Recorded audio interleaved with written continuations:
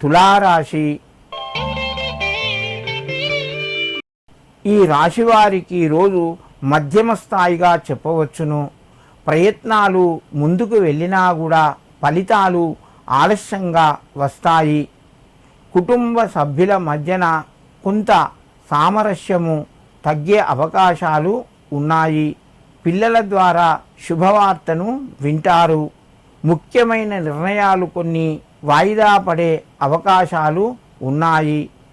పెట్టుబడులు మీ ముందుకు వచ్చినా కూడా వ్యాపార రంగంలో తొందరపడకుండా ఆలోచించి పెట్టుబడులు పెట్టండి.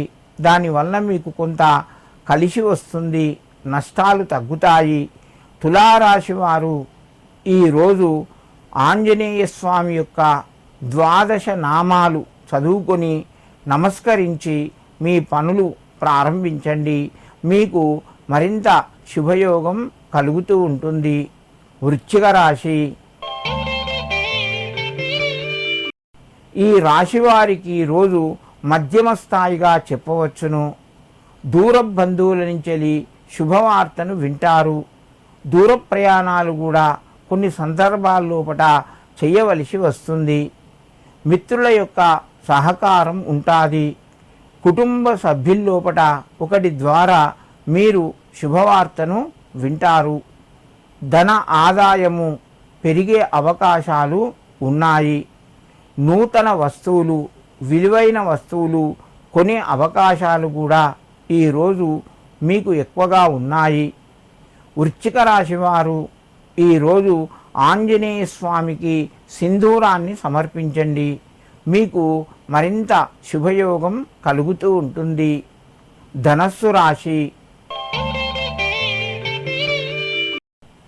ఈ రాశి వారికి ప్రయత్నాలు మెల్లగా ముందుకు వెళ్తాయి. శ్రమ ఎక్కువగా ఉంటుంది. ఫలితాలు తక్కువగా ఉంటాయి. ఆర్థిక పరంగా కొంత అనుకూలంగా ఉంది. రుణ ఒత్తిడి తగ్గుతూ ఉంటుంది.